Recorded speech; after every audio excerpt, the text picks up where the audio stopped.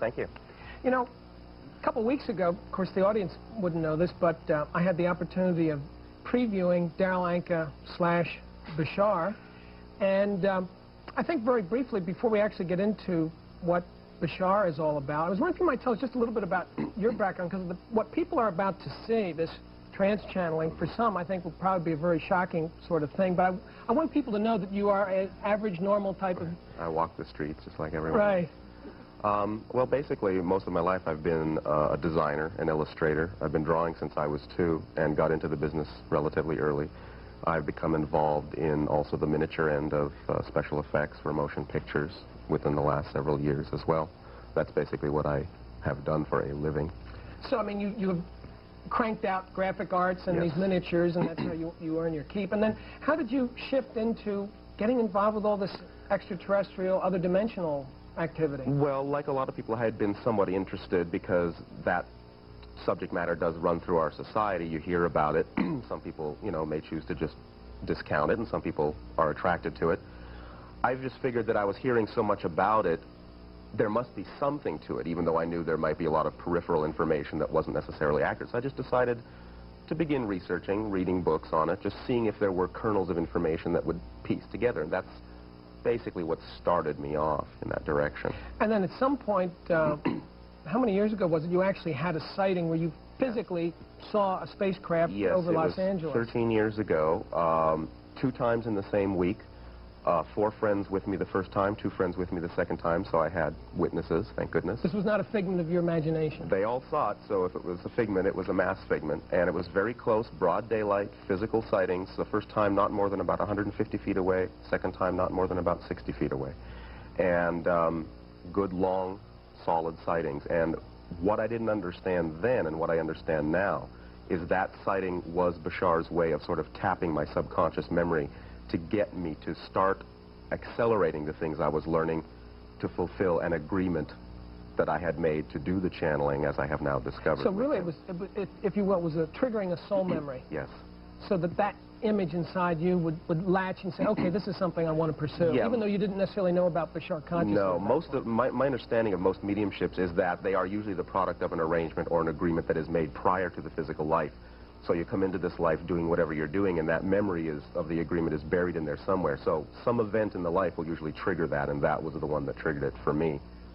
And then when did you finally actually start practicing, if you will, trance mediumship or channeling? About 4 years ago now. In accelerating my research, ultimately I came across what mediumship was. I was eventually introduced to several practicing mediums at the time. And one of those mediums, one of the entities coming through one of those mediums, offered to teach mediumship for whoever was interested, because there were several people that were. I took them up on it, not even then thinking this is something I'm going to do. I just wanted to learn more about it. I had read every book. You had no idea what was going to happen? No idea whatsoever.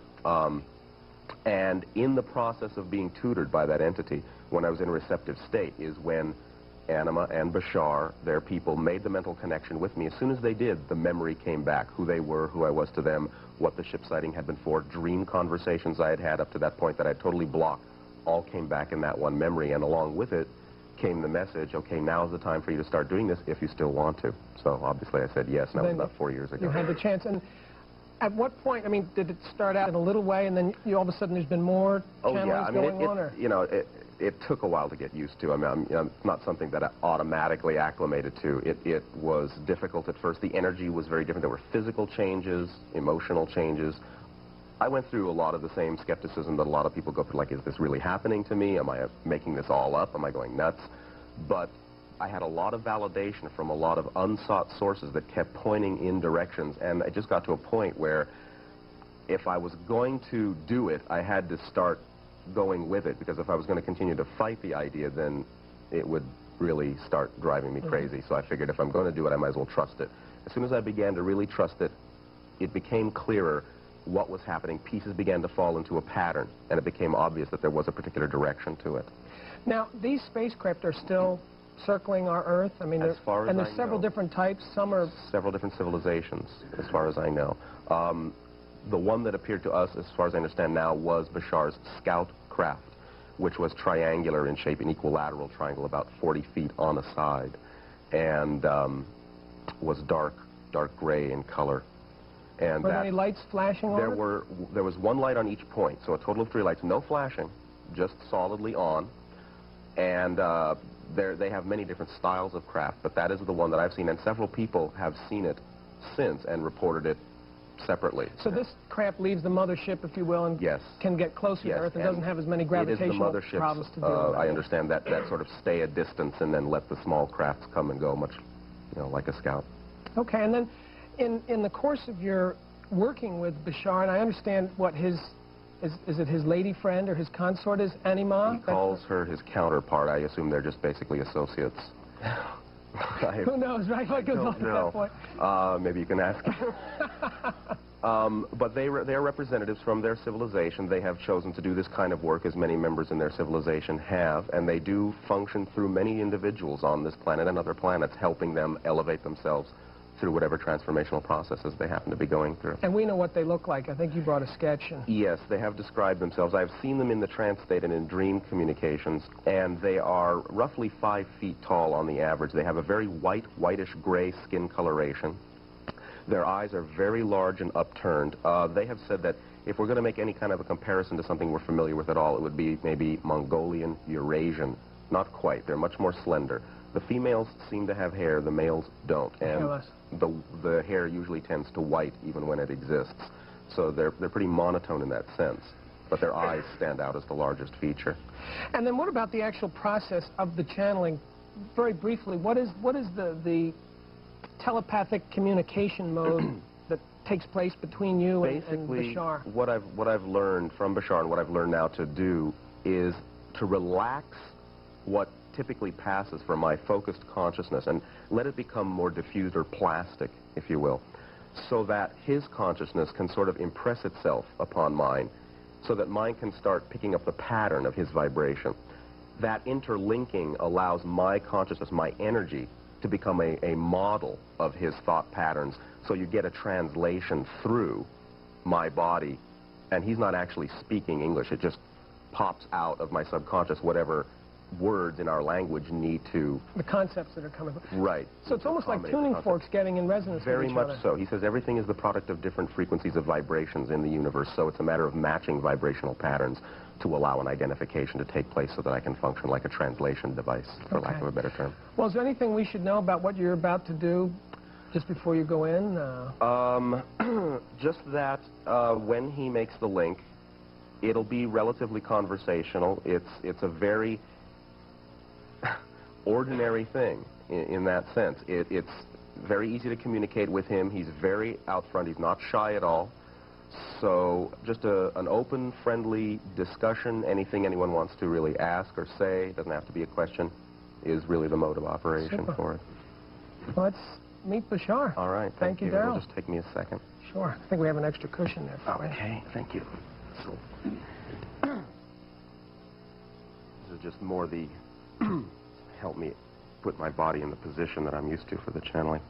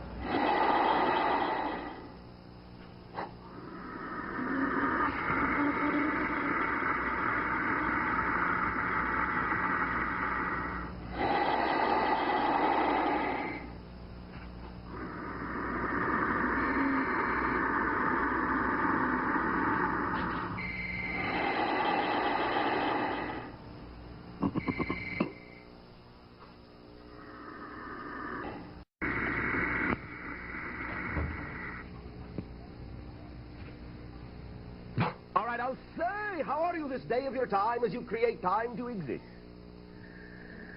Welcome, Bashar. And to you we extend our deepest appreciation for your willingness to co-create as individuals and a collectivity of consciousness this interaction, this day of your time, to facilitate the merger and the blending, not only of all the members of your society, but of your society with other societies at this time in your transformational age. You may simply proceed in whatever manner you have co-created this interaction to take place. Thank you very much, Bashar, and welcome to Inward Bound, and welcome to TV, although I'm sure you have probably much more advanced methods of communication, but this is the best thing we've got right now here on planet Earth. I was wondering if you might elaborate a little bit on the idea that you had in mind when we picked the title 2 weeks ago for the theme of the show, Live Your Dreams. I have some questions in mind, but I thought you might like to have something to say first. Thank you. The idea is simply to lay down a foundation and a format, as you call it, to let you know that what you typically refer to as physical reality is, in a very real and literal way, simply a projection, a dream. Now, when we say an illusion, as many of you have already recognized that physical reality is an illusion, we do not use that term to discount reality. But simply all we are saying is that your perceptions in and of themselves are what create the reality you experience. That you are manifestations, you are expressions, you, each and every one of you, are facets of the multidimensional crystal of infinite creation. You are all the thoughts of the infinite creator, all the different ways that the infinite creation has of thinking itself into beingness, thinking itself into creation. And so physical reality is but the dream of the infinite creator, and each and every being within creation are the active co-dreamers, co-creators. So as you dream, as you believe, as you perceive, as you think, so you experience. So when you learn that your physical reality is simply the product of what you dream it, what you imagine it, what you believe most strongly your reality to be, then you will recognize that you are in control of the ebb and the flow of that experience of energy in your life, and you can create it to be whatever you desire, whatever you prefer it to be, if it is not so at this timing. When we look at our lives, I'm now speaking obviously for myself, and I think for some people in the audience, for many of us there seems to be a discrepancy between the dreams that we hold, the visions that we hold for ourselves of what we would really like to accomplish, and what we see happening around us. But this is primarily because of the habitual ritual that your society has created of not believing that your imagination, that your thoughts, and that your desires do, in fact, have an effect upon your physical reality. Not only an effect, but they are responsible for creating it to begin with. When your society continues to believe that physical reality happens outside of you, and that you really have absolutely no power over what is going on, that you are simply a random cog, as you say, in a large machine that operates without you or with you, then you do not know that you are in touch with that creative ability. You do not know that the reality that you see around you will also be the product of your unconscious and subconscious fears and belief systems. The idea is to bring this awareness to conscious level so that you can know that what you see around you may be the product of what you have been taught to fear might be true, what you have been taught to believe might be true against your desires, against your preferences, and to be in control of knowing that once you acknowledge that you are creating what is around you anyway, you know you are in control of it and you can change in the directions you prefer to. We talk about belief, emotion, thought. These being, I believe, as you put it, the keystones or the cornerstones of the prism. We are a crystalline structure. Our body has, obviously, an energy field. And those three things, belief, emotion, and thought, is what creates the reflection? Is what creates what you call your persona, your personality. You see, your persona, your personality, the person that you believe yourself to be, you consider yourself to be in this life, in this focus, is not exactly the totality of who and what each and every one of you is. It is an artificial construct. It is one of your many faces. As a total being, a total energy being, you span all time, all space, and you project many aspects, if you will, of yourself into many different dimensions of reality and experience and expression. So each and every one of those faces, each and every one of those persona being an artificial construct is like a prism. And like a glass prism, it will take the white light, the homogeneous light of the total consciousness that you are, and passing that light through the prism of belief, emotion, and thought, it will break that light down into the diversified spectrum of the immediate, specific physical reality you hold at any given moment to be true and real for you. So when you adjust the ideas, the beliefs, the emotions, and the thoughts within you, you create a different type of prism, and the white light then passes through that prism in a different way, and therefore projects a different type of reality upon the imaginary screen 360 degrees all the way around you that you think is exterior to yourself, but which is actually within. So it's fair to say if we are experiencing a reality that is less than pleasant for us, in no small part, we are responsible for that. Yes, but we do not mean to imply that that means blame. Responsibility, total responsibility for the creation of your reality means ultimate freedom in that way. And it takes acknowledging that you have created it, perhaps acknowledging that you may have unconscious or subconscious beliefs or fears within you that can attract these realities, negative though they may be, to you. And in recognizing that you have those beliefs, in acknowledging that you have those fears, then you own them. And simply remember, if you wish to change anything, you cannot transform something you do not own. So first you must own the idea that what you do experience in your life is your creation. That puts you squarely, as you say, in control, as you say, in the driver's seat. And then you can steer your vehicle through life along the path you desire, once you know you are firmly in control. But the easiest way to do that is to recognize that the reality you experience is your creation to begin with, even though it may be a subconscious creation. And that element of fear, it would seem that what you're saying would back up what is commonly held in psychology and I think religion and certainly philosophy, and that is fear is our biggest enemy. In a sense, it was truly stated in your world that the only thing that you do, in fact, have to fear is the fear itself, because there is nothing, no thing inherent about any circumstance or situation that needs to create a negative result. Only the fear, the doubt, the belief in lack of self-empowerment generates the negative effect out of the circumstances that you then become fearful of, and in becoming fearful of the effects you generated with your belief to begin with, you may then reinforce that fear through the experiences you create. But the experiences you have in life, they do not create the belief to begin with. The belief within you creates the experience, which may then reinforce the belief and then recreate the experience and catch you up in that cycle that you call your catch-22. So simply, it takes an understanding that if belief creates the experience, once you change the belief, you will change the experience. And we guarantee 100% that is the effect that will occur. You can do it for yourselves and create the proof you need for yourselves to see that it will occur.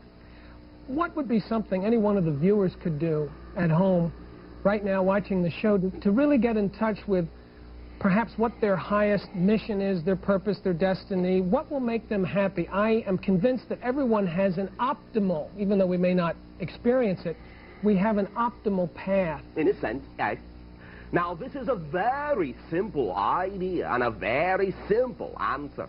For recognize what excites you with integrity the most in life itself is the sign and the signal that lets you know what it is in life you can do most easily and can most effortlessly support you in the doing of that thing. What you call excitement, strong desire, that frequency, that energy, that vibration in and of itself is your physical translation, your bodily translation of the vibratory energy that represents the path in life you chose to be. So when you follow what excites you the most, you are most harmoniously, synchronistically aligned with all levels of your consciousness. All you need to do to see the effect of following what excites you the most is to trust it. Yes. And in that creating what we want, What is it that blocks us from achieving that? I mean, there's a whole room full of dreams here. And yes, but again, the idea, you have been taught it isn't that easy. You have been taught that if there's anything worth having in life, you must struggle, you must suffer in order to earn it in that way. As you have a saying upon your world, I believe it goes, no pain, no gain. If you believe in that, then you will not allow yourself to experience gain without the pain. You simply have not been taught to believe that you are the effortless creations of the infinite creator, and since you are made in the image of the infinite creator, all of your creations can be effortless too, because you are just as much a multidimensional creator as the infinite creator is. What about, quote, the American dream? We've heard a lot about that, and I think, my opinion now, it's a personal opinion, that perhaps we've lost our focus. But if you think about what we've accomplished relative to other countries in the world and relative to other economies, using certainly material output as one measure, what is it that has happened that has diffused our focus? And is there, in fact, an American dream? Is there a collective dream as well as an individual dream? Yes, there is, and there are specific dreams within the collective dream, and all the individuals within any particular nation's dream are also truly valid dreams unto themselves, even though they may be, let us say, synchronized with a collective dream. But the diffusion that you may feel, that you may be experiencing, is simply, in a sense, a blending, a time of unlocking from past conceptions and a refocusing into new points of view, new attitudes, new directions, new approaches.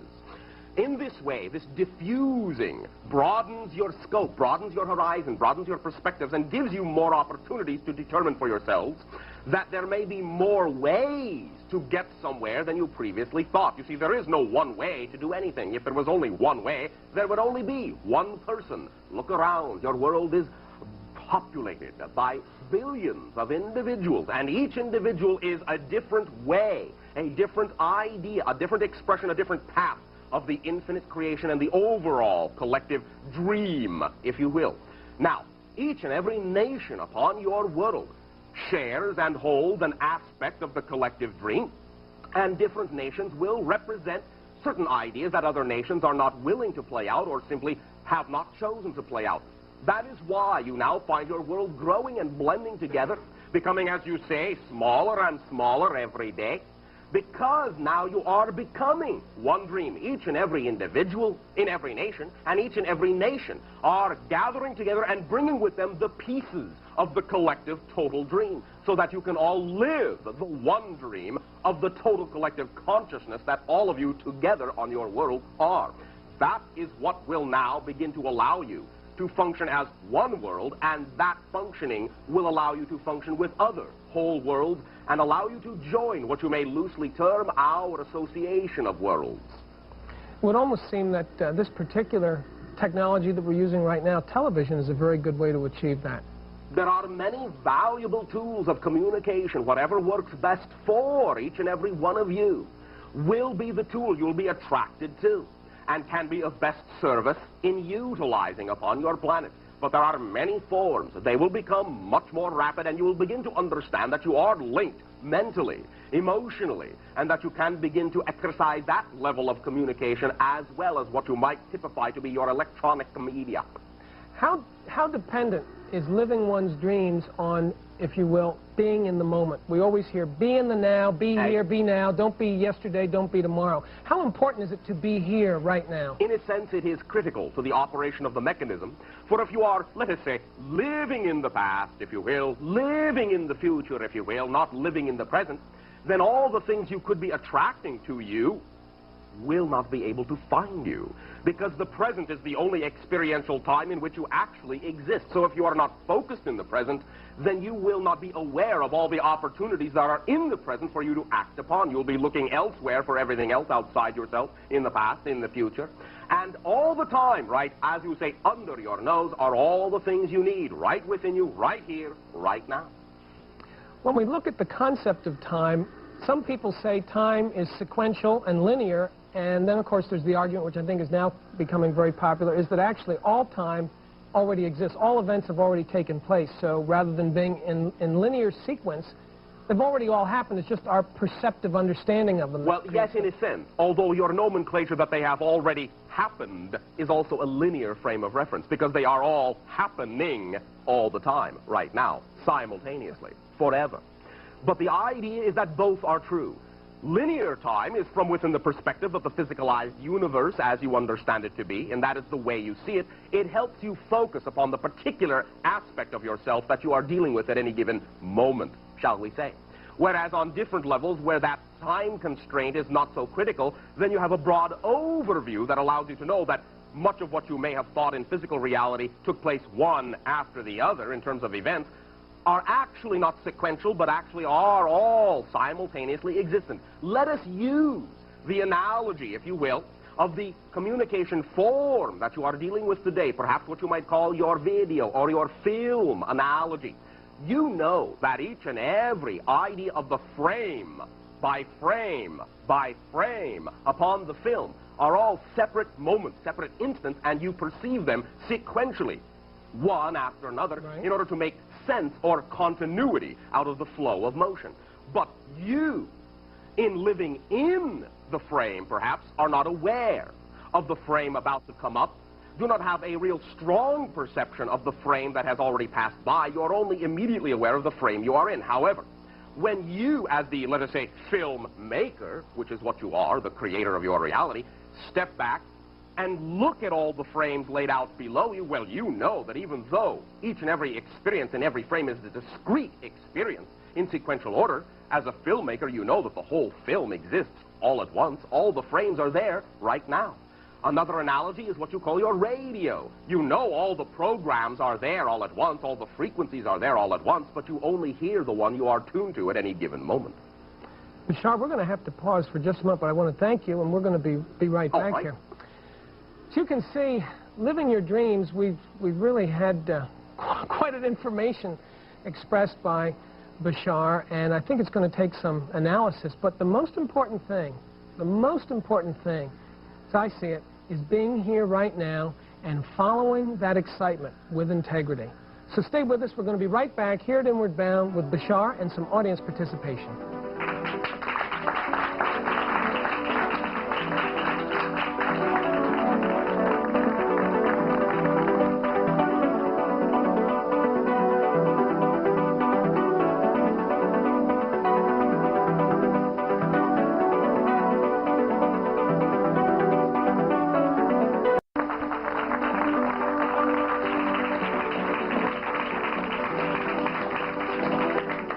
Welcome back to Inward Bound.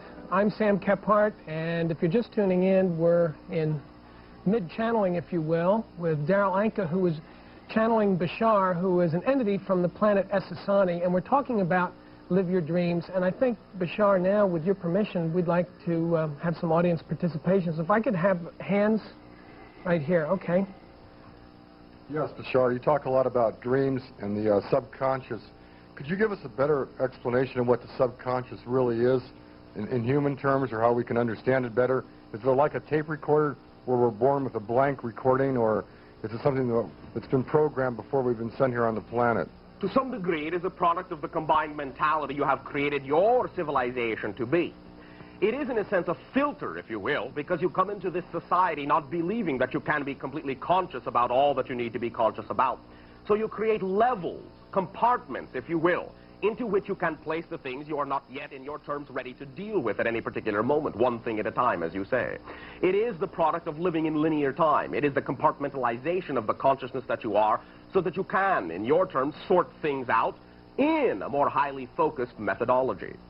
You can allow yourself to begin now to know in this transformational age that you are one consciousness, and as you begin to know you are one consciousness, the ideas that you experience that you call the subconscious and the unconscious will, in a sense, begin to dissolve and allow you to experience yourself in the now moment as one operational consciousness, simply knowing what you need to know when you need to know it. Anybody else? Gentleman behind. Yes, Bashar. I was curious, keeping in mind that our physical self is basically a personification of our spiritual self, are we able actually to physically, as we know it, change or restructure ourselves physically based on a spiritual restructuring? And is the change actually physically noticeable as we know it? It can be. Again, as you have said, the body is simply the spirit in physical terms. The physical world is simply the shadow of the soul. When you wish to change the shape of your body's shadow, you do not pull and tug at the shadow, you change the shape of your body and the shadow follows suit. When you wish to change the shape of your body or any idea or aspect in the physical world, you change the shape of your soul, which is the idea that you are at any given moment. The physical reality has absolutely no choice but to follow suit, and it can be noticeable to the other individuals in that physical reality if your communicative telepathic skills in that sense are strong enough.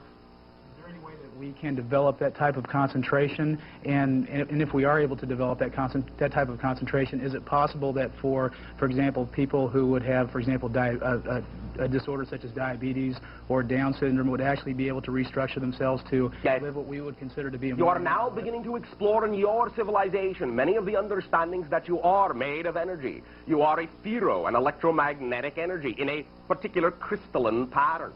You can learn to re-identify, restructure that pattern. And in so restructuring that pattern, your body will recrystallize in whatever format is indicative of that pattern, and as a new blueprint, a new definition. If it does not contain the definition of dis-ease, then it will not be able to express the idea of dis-ease. Yes, it is very possible, because everything is a matter of vibrational frequency.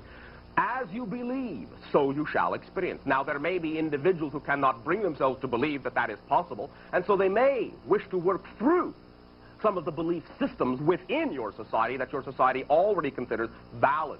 But even though you may avail yourself of what may be, in your terms, a mundane belief system, a mundane cure in that way, it is you that have still, in a sense, cured yourself by simply extending a belief into a particular type of method that you think will work. Bashar, I think I have a follow-on question to that. So it would be fair to say that the multi-billion-dollar healing industry that we have, for instance, in this country, is essentially based on the doctor doing certain things which lead the patient to believe they're cured, yes, regardless of what the technology or the methodology is. Yes, because there are individuals, in your terminology, who may exhibit the simplest of symptoms that no medical practitioner will be able to cure. And there are individuals who, in your medical practitioner's eyes, have absolutely no chance of living, who, in your terminology, will become cured through methodologies that your doctors do not believe in. It is all up to the belief system of the individual and what they attract themselves to that determines how they transform themselves into whatever new idea they desire to be. Is it fair to say that using light spectrum as one method of healing, it's something we really haven't done much with? You are beginning to, and you have actually done it as a society many times before, though you have forgotten. It is something you are now recognizing because your tools, now that you are changing, are becoming simpler, more transformational in concept. Less moving parts, less diversified materials are necessary. You are now working with the energies of creation itself. Light. Everything is made of light. In our ancient language, Esasani, how we refer to our own homeworld, literally translates into your language as place of living light. All beings are literally living light. Okay. Any other questions? We have a question over here. Yes. Wait for the mic. A lot of wonderful accelerations happened to me since coming to the channeling about the last 9 months with you. A lot of acceleration. But I'm still plagued with, when in the middle of something exciting, a left-sided sore throat erupts. And I've been recently using crystal, rose quartz, kunzite to place there, but I notice that it's always more severe in the springtime, Easter time. I always remember as a kid coming down with these sore throats around Easter vacation. I'm just wondering if you can shed some light. Some of it is your susceptibility to the environment that you believe you exist within. Some of it you will also work out in the process you are going through now, that it will involve you in the idea of the acceleration of your energy, the acceleration of your momentum, and the lack of waiting. That will clear some of the systems in your body so they will not be as sensitized to those changes taking place in your planetary atmosphere at this time. We have a question. So is there anything more I can do with the crystals while I'm... For now, trust your own instincts and imagination and follow whatever belief systems you think are strongest within you. We will speak more with you later. Thank you. Over here, the gentleman in the gray sweater. You make references to terminology that's indigenous to our culture, our society. And I wonder if you get this through, you get this empathically through whom you're channeling In a yourself. sense, we use the channel as a repository of your vocabulary. We are not speaking your language, but only activating from the channel those words that are necessary to make the best sense in your terms out of the concepts we are sending. And does that equate to or with what we might call the universal storehouse of knowledge or information? That is accessible to everyone, yes. Thank you. Thank you. Lady, Penny in the back. In other words, everything you are physically and mentally is a matter of visualization. In a sense, that is one approach. We are as we imagine and believe ourselves to be. You are as you imagine and believe yourselves to be. As you see yourself, your self-image in that way, that is the effect and the result and the experience that you generate. So yes, visualization, one of the strongest senses you have within your inner eye, your inner sight, your inner mind, is highly responsible for the effects you experience physically that structure themselves in your material world, yes. And mentally also. I mean, as far as your health and everything else. It is all literally a matter of belief and attitude. Thank you. Any other questions? Yes, here in front. Erica. I wondered if you would talk a little bit on a national scale about our conflict with Russia and our fear and misunderstanding of them, and about nuclear possibilities. The idea, simply put once again, is that as the representative polarity powers upon your world, or what you call power upon your world, you are, for each other, the thing that each other fears the most within itself. You are the polarized reflections of those things that each side fears to contain.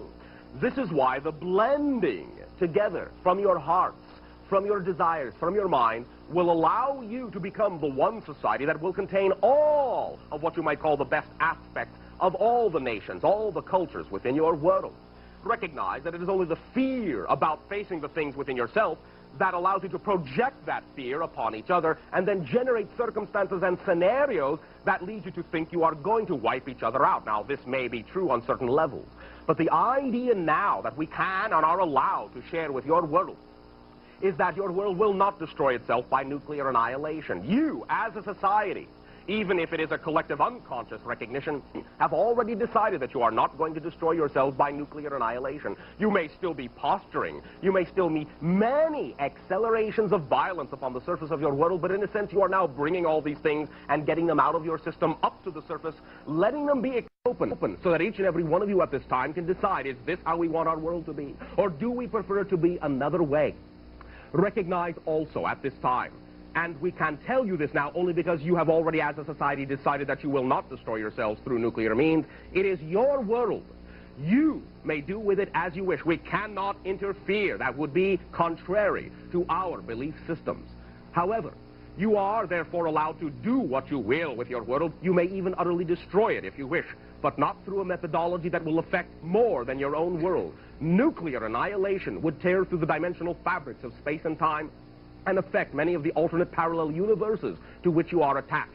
And therefore, as your government is actually already well aware of, your world would never have been allowed to wage nuclear war. And your government has been given many demonstrations over the course of various years that the different societies in the association of worlds of which we are a part would in this way simply create an ineffective operation of your war machinery should it have come down to the point where you decided to activate that idea. These demonstrations have been given, and your governments are very well aware of our existence and know beyond a shadow of a doubt that nuclear war is not now in your future. We can tell you this now because you have already yourselves decided not to wage that war. It would not be in anyone's interest at this point. Thank you. Thank you. We have a question here on the end. Yes, sir. Thank you. Bashar, you've spoken of parallel dimensions, Okay. and it appears that you've talked about also being in a different dimension, and I'm wondering if that's a dimension that you could be in the same space with us and be in a different dimension and we would not be aware of your presence. In a sense, that is true for every parallel reality, no matter how far away it is in time or space. All of the idea of time and space being the type of illusion that it is means that every idea, every civilization, every time, every place exists, quote-unquote, as you say, here and now, simply on different frequencies. Once again, your radio analogy works best. All the programs overlap. All the frequencies, all the signals are there. You get the one your dial is tuned to. All the others tuned to other dials will not experience your program. You will not experience theirs until the dial is shifted to accommodate the translation. So in your society, you're able to tune to different programs or stations. Yes, and as you are learning to do as well. You see, the modality of our space travel is not really travel in that sense. It is re-identification of ourselves within the universal holographic matrix. When we re-identify the idea of our time-space coordinate vibrational signature, then by definition our spaceships must appear at the new coordinate that has been programmed into the identity of the vibrational field of the ship. We do not travel in a sense. We relocate, redefine, re-identify ourselves within the universal matrix. You follow me? Yes. And I'm wondering about the direction that we're going to go through. To be able to travel efficiently at greater distances or relocate our positions, our technology has to be upgraded. We have to have the clarity of the light crystallization. Come to know this, I presume. Much of this technology does already exist upon your world, but because of what you have created and structured your society to be, much of it has been suppressed. How soon do you see us... Within what you call the next 3 decades of your time, as we perceive your energy, an entire foundation for your society will have been laid to allow each and every one of you to know beyond a shadow of a doubt that you create your own reality, that there are other civilizations desirous of interaction with you, and you will begin to formulate the ideas of what you call harmonious existence upon your entire planetary sphere. So will we have a revolution in travel then, the vehicles that we use? Yes. And are we also able to travel just spiritually? Oh, yes. Understand, this is all, quote-unquote, spiritual travel anyway. The idea of spaceship or your own automobiles or trains or planes are all simply extensions of the level of awareness your consciousness has created for itself to exist within. We utilize the idea of spacecraft still because it allows us to facilitate interaction with many societies such as yours more easily, with things you can identify with more strongly. Although our society is going through its own transformation, and we are moving from the idea of physicality into non-physicality, even as you are going from the type of physicality you exist within now to a more rarefied and more accelerated type of physicality yourselves. Bashar, I have a follow-on question, if I may, to the point that was made earlier about not destroying the planet. When we're talking about living your dreams, I'm sure every single individual, regardless of the political system that they're in, really deep down inside feels that they want peace, they want harmony, they want some sense of grounded belongingness. Right. And I'm wondering what we can do as individuals to jointly and individually create that dream of peace and harmony, not in some airy-fairy sense, because, you know, people say, it's a bunch of baloney, we have to have weapons, we have to have this, we have to have that. And yet, on the other hand, I think if we were to place the same assets, shall we say, the same resources that are going into weapons research and things of this nature, into upgrading our ability to get along with each other and sharing positive technologies, it would work better. What can we do? If you were advising us, what can we do? First of all, you can begin to teach the following idea to every being upon your world. Each and every individual truly is as powerful as he or she needs to be to create whatever reality they desire without having to hurt anyone else or themselves in order to create it. By beginning to understand that if anyone believes they have to force a point of view on someone else, they obviously do not believe in the power of that point of view themselves. The idea of forcing your point of view on someone else is an expression of powerlessness, not an expression of self-containment power, not an expression of being a facet of the universal energy. Belief that you are already an aspect of universal energy means you know you are in control. Forcing an idea upon someone else means you believe you are out of control. And then you have a tendency to believe you are going, as you say, down the tubes and wish to take as many individuals with you as you can because you do not want to be alone, which the belief in lack of power allows you to feel as if you are alone. You are not alone. None of you are alone. You are upon your own world, together as a family. Literally, you are connected to every other world, every other dimensional plane within creation. Now, in your terminology, pragmatically speaking, if you will but allow yourselves to know that you can do the things in your life that attract you, that you desire, that excite you the most with integrity, knowing you do not have to hurt anyone else or yourself in order to create that reality, you will, I guarantee it, 100%, see the differences occurring. You will know. You do not have to fear anyone else, because the vibration you are will be the reality you experience. Remember this, it is simple physics, simple mechanics. No circumstance and no situation has built-in meaning. They are neutral, blank, empty scenarios in that way. They are a set of relationship props. You give them meaning by having been taught to believe that they mean this or that or something else. So any neutral situation that you give a positive meaning to, you will get a positive effect out of. Any neutral circumstance you give a negative meaning to, you will get a negative effect out of. It is simple physics, simple mechanics, and it does work, I guarantee it. As soon as you know beyond a shadow of a doubt, with ultimate trust and simplicity, that if you are willing to know what you prefer in life, willing to believe that your ability to desire it is your ability to manifest it, then you will act accordingly, physically. You will act upon the opportunities that present themselves to you in positive directions, and you will see and reap positive benefits. Always. There are no exceptions. Thank you, Bashar. I think we have time maybe for one more question. Gentleman in the back, Kurt. 1 second. Let's get back there. Just this. In a spiritual sense, there seems to be no contradiction between the idea of predestination and free will. We do have free will. Oh, yes. In a spiritual sense, but in a physical sense. There are two types of free will. The free will of the physical you, the physical consciousness you know yourself to be. The free will of what you might call the higher consciousness, the total being. Now, the free will of the higher consciousness usually will express itself in your terminology as what you perceive as predestination or fate. But it only expresses its free will in that sense in the most generalized of terms.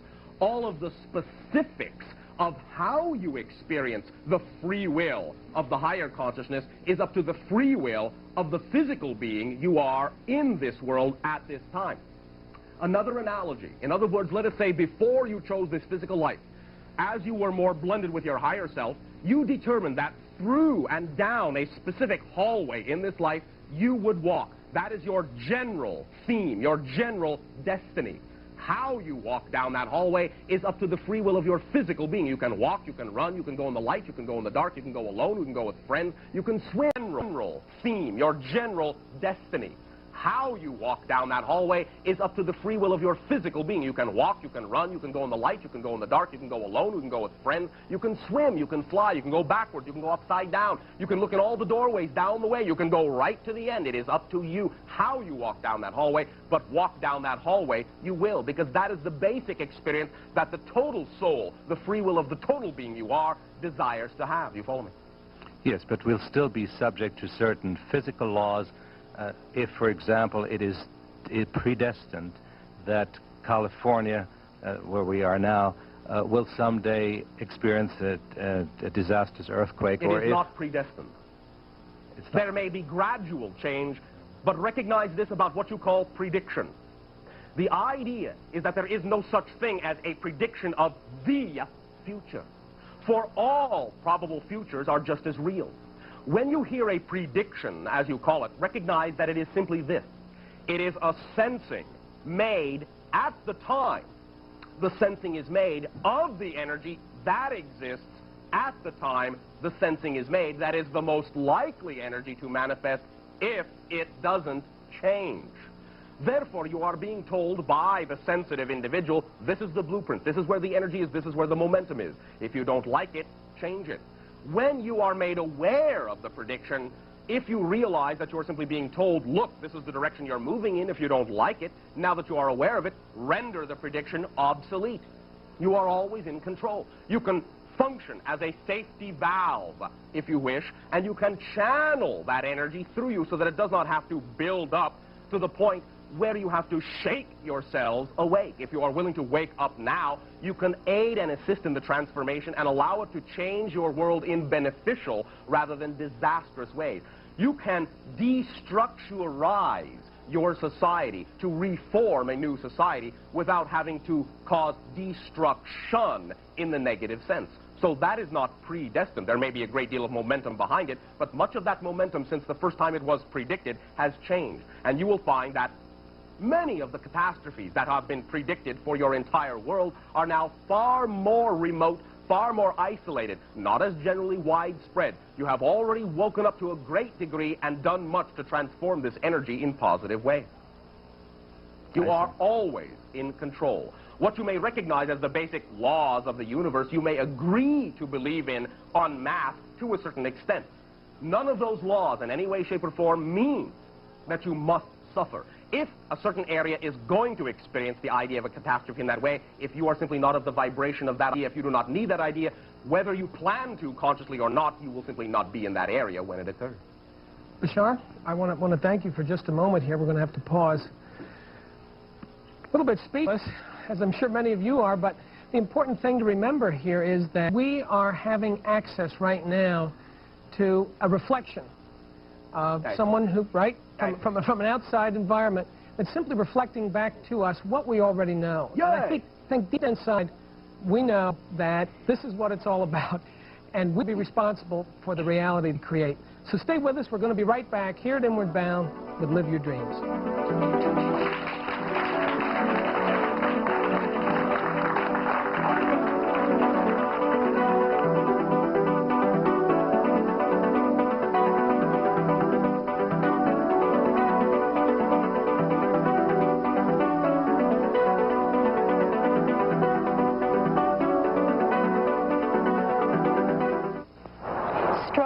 The nation's third leading cause of death, but it can be prevented if you watch for these important signals. Sudden temporary weakness or loss of feeling in your face or body, temporary loss of vision in one or both eyes, difficulty with speaking, or loss of power in your legs that causes you to fall. Today, with your help, stroke can be a preventable disease. This is a message from the Will Rogers Institute, White Plains, New York.